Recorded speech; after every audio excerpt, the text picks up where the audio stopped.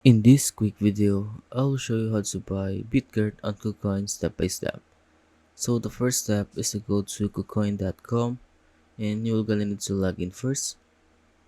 And then once you have logged in, make sure that your USDT is in your trading account.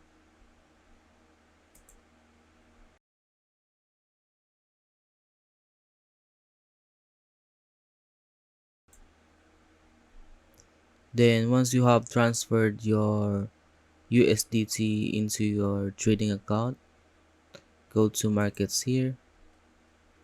On the search bar, type down BRICE,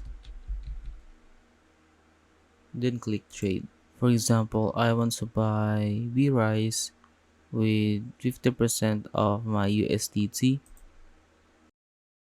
Click buy B-Rice and go to your wallet,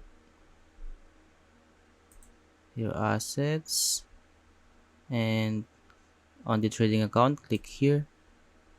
And you can see that I have this amount of B-Rice token in my trading account. And you can see here the equivalent amount of USD. And if you have any questions about how to buy Bitgert on Kucoin, leave a comment below.